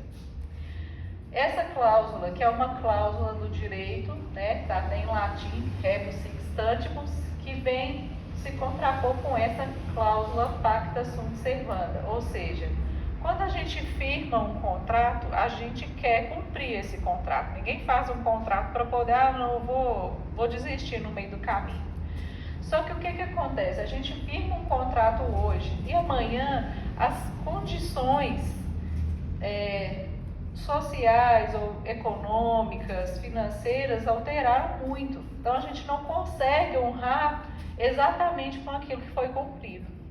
Essa cláusula, ela surgiu, né, essa teoria sobre essa cláusula no pós-guerra, porque o cenário econômico, social mudou muito. Então, uma pessoa que tinha firmado um contrato ali, no pós-guerra já não conseguia honrar com aquele contrato. Imagina uma situação de uma Berlim que foi totalmente bombardeada, uma pessoa que vendeu um imóvel ali, no outro dia só tinha um alicerce da casa. Então, mudou totalmente o cenário, né? Não tinha como ela honrar com a entrega daquele imóvel. Então, assim, são casos extremos, só para a gente poder ter uma visão, né, em mente do que a gente está falando aqui com essa teoria da imprevisão. E também nós temos as cláusulas que são consideradas nulas, tá? Esse artigo 51, ele é do nosso Código de Defesa do Consumidor, que é uma norma brasileira e referência mundialmente reconhecida, porque foi muito bem estruturado e ele tem fontes diversas de vários ramos do direito. Então a gente tem normas ali dentro do Código de Defesa do Consumidor que são de direito penal, que trazem penalidades, direito administrativo, direito civil e regulam essa relação de desequilíbrio entre as partes, né? De um lado, um consumidor que não tem tanta experiência técnica e prática de mercado, e de um outro lado, um ente, né, geralmente uma pessoa jurídica que já tem uma prática, que tem condição técnica, que tem acesso à informação. Então isso causa aí um desequilíbrio, né? Então são nulas de pleno direito. Eu trouxe bastante informação aqui nesse slide para vocês terem acesso a como vem, né, nas normas mesmo que a gente tem do Código de Defesa do Consumidor, para a gente já ir tendo essa familiaridade. As cláusulas contratuais que são nulas, né, relativas ao fornecimento de produtos e serviços que estabeleçam obrigações consideradas iníquas, abusivas, que coloquem o consumidor em desvantagem exagerada ou sejam incompatíveis com a boa-fé ou a equidade. Então, o nosso ordenamento ele vai basear muito na boa-fé objetiva. Não adianta eu falar, eu estou de boa-fé. Não, se o meu comportamento não indica isso para outra parte, isso já demonstra a minha má-fé. Não é simplesmente eu falar que eu estou de boa-fé, tá? Equidade é esse equilíbrio entre as partes, e as cláusulas elas precisam prever um equilíbrio, né? Tanto uma parte tem uma obrigação quanto a outra também. Então são deveres e direitos que vão se equilibrar. Presume-se exagerada, né, as vantagens que ofendam os princípios do sistema jurídico, restringe direitos e obrigações fundamentais inerentes à natureza do contrato, de tal modo a ameaçar o objeto ou o equilíbrio contratual. Então, um exemplo nesse primeiro inciso aqui, né? Aqui a gente tem parágrafos e incisos. Então, o que ofende um princípio fundamental? A gente viu eu vou trazer um exemplo recente. Uma jovem que teve o nome do namorado tatuado no próprio rosto, né? De forma violenta, como se ela fosse uma propriedade dele. Então, um contrato que tenha como previsão isso, você vai fazer esse contrato comigo desde que você faça uma tatuagem no seu rosto com o nome da minha empresa. É um exemplo aqui, né, exagerado, né, de uma cláusula nula que vai ofender os princípios fundamentais do direito, né, no sistema jurídico ao qual a gente está inserido, que preza pela dignidade da pessoa humana. Restringe direitos e obrigações fundamentais inerentes à natureza do contrato. Então eu vou financiar um imóvel, só que no final esse imóvel não vai ser meu. Então também infringiria aí essa natureza do contrato. Se mostra excessivamente onerosa para o consumidor, considerando-se a natureza e o conteúdo, o interesse das partes e outras circunstâncias. Tudo isso aqui são cláusulas gerais. Então isso também gera uma certa insegurança, tanto para o consumidor quanto para o jurista, né, que vai decidir ir para outra parte. Porque o que vai ser excessivamente oneroso? O que é o interesse das partes? O que são outras circunstâncias?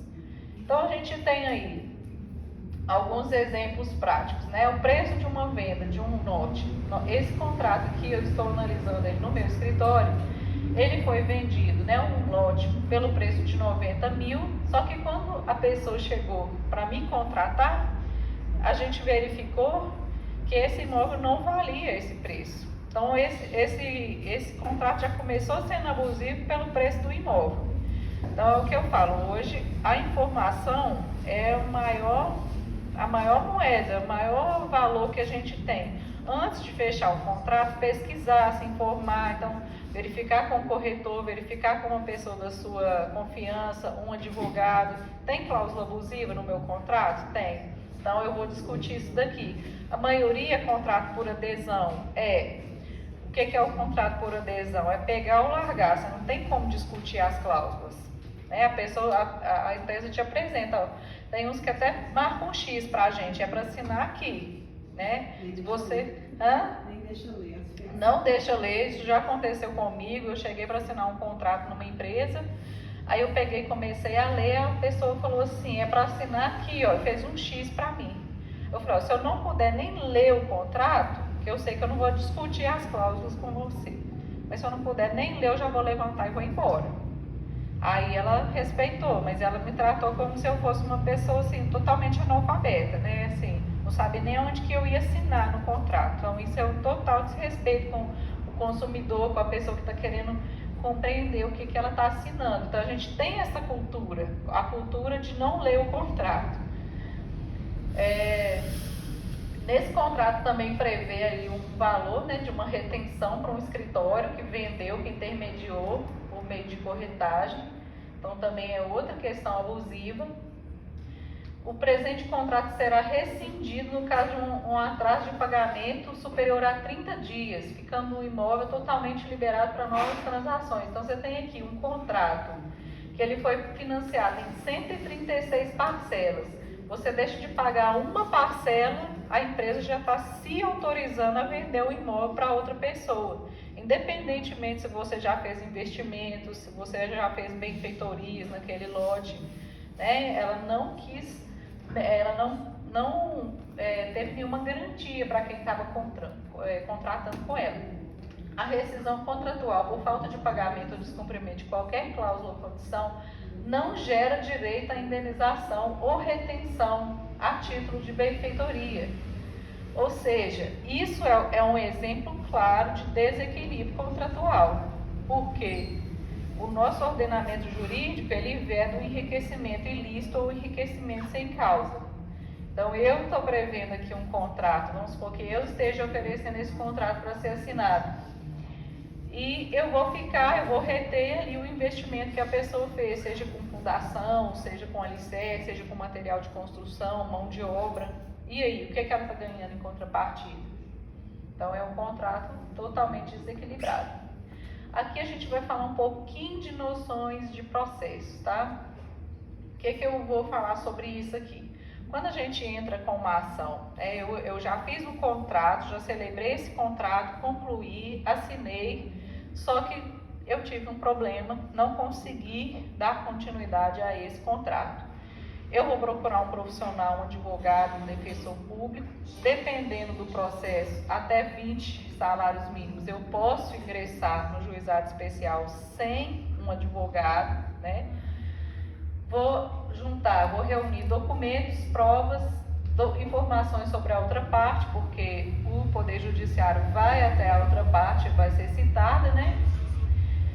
Vou ter justiça gratuita. Se eu comprovar que eu tenho uma renda em torno aí de R$ 2.400, R$ 2.800, na Justiça do Trabalho a gente tem utilizado esse parâmetro, né? 40% do teto da Previdência Social.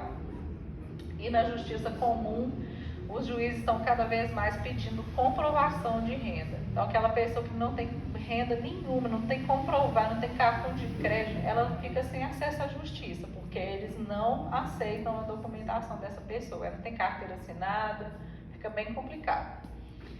E a gente tem também a diferença no processo de conhecimento para um processo de execução, tá? Então, a gente hoje tem títulos executivos extrajudiciais que facilitam essa tramitação, não precisa ter uma audiência para poder fazer prova testemunhal, existe essa relação jurídica, qual que é a obrigação de uma parte, qual é a obrigação da outra parte, eu não tenho que provar isso, porque o título executivo já prevê.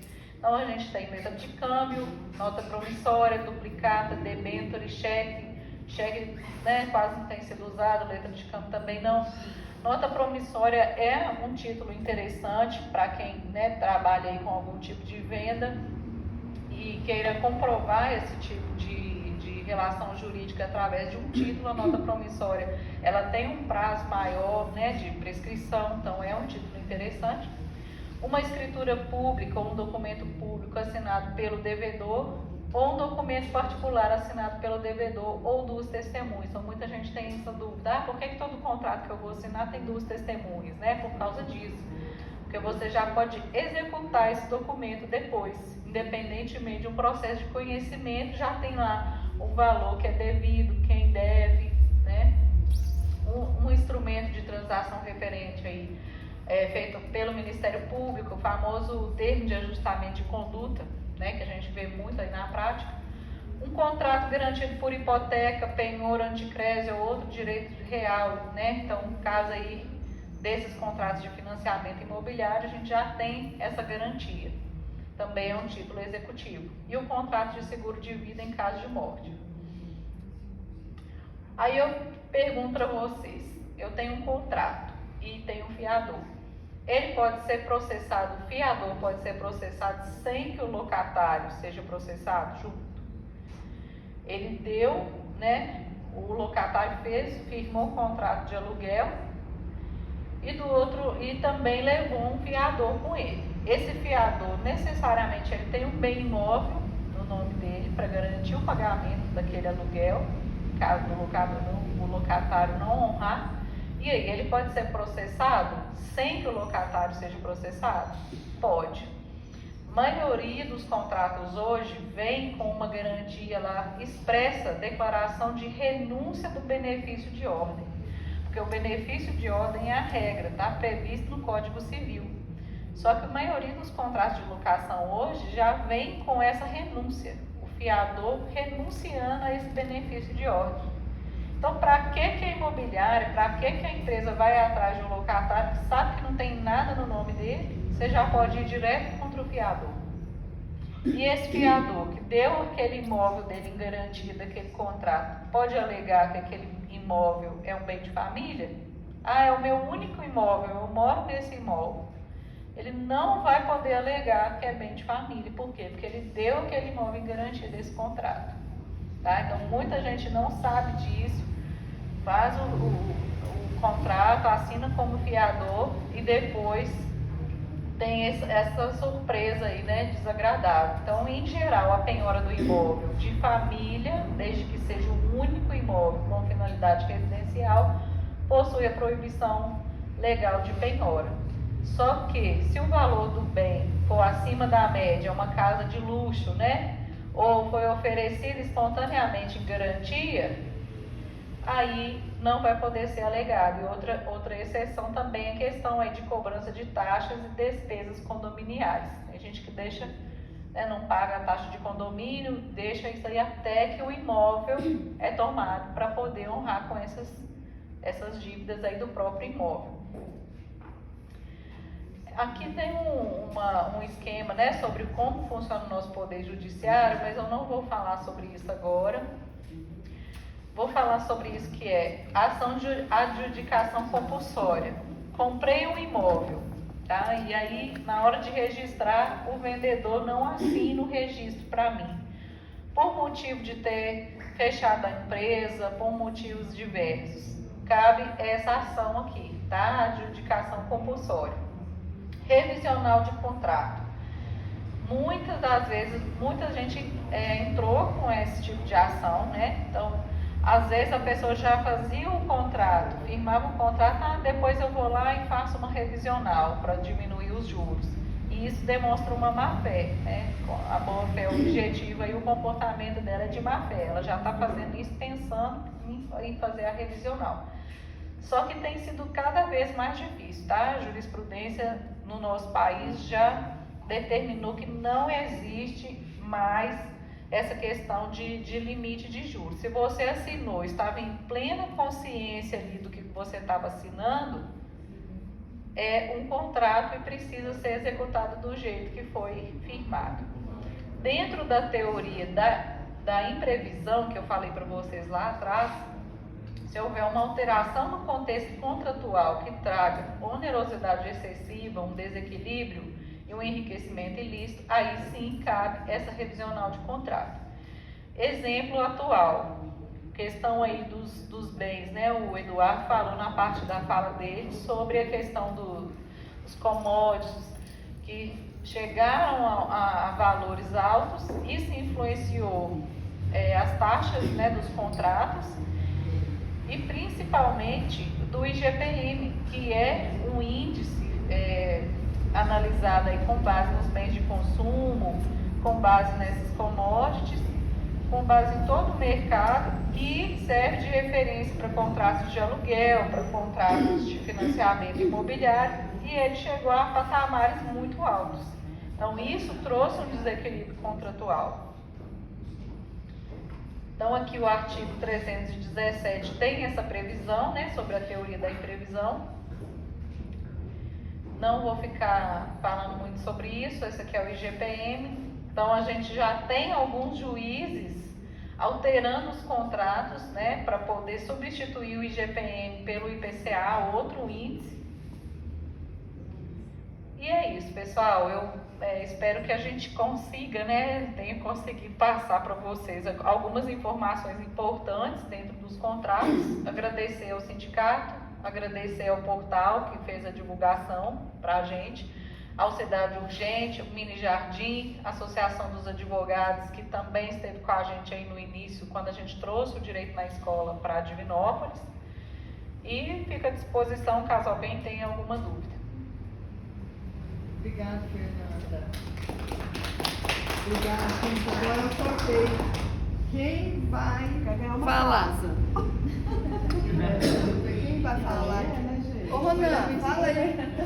Não pode ser o seu, não. O número. Ela assinou, não. Quem? Você não? Uai, então. Todo mundo assinou? Posso te perguntar? A respeito esse vai ser. Ai, gente, tem que mostrar aqui na filmagem que depois ele duvida, né? É um terrário. Ai, que lindo. Terrário, como chama a planta? Marília? Não sei. É autossustentável, não pode abrir, tá? Porque ela. Ah, pode abrir o saquinho? Não pode abrir a tampa. Ah, que bacana. Pode.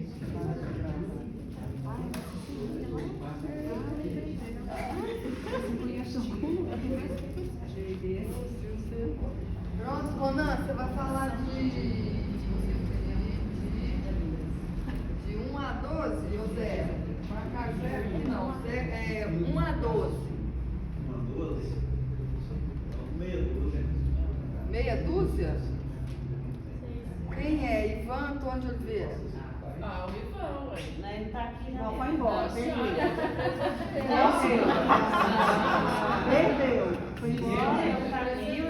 Não, Vamos falar outro. Vamos falar outro número. não, tem que ser o que tá aqui, né? Lógico, Deixa eu ver se alguém está aqui. O que vocês acham, gente? A Tá aí ou não? A pessoa A gente ficou até o final. É verdade. Então fala. Ô Iago, fala outro número aí pra nós, por favor. Não pode ser o seu. Mas a gente sabe que a gente. De 1 a 12. 3? Hã? 10? 10 é Roberta da Caixa. Gente, Falou. e ela falou que ia ganhar. Fala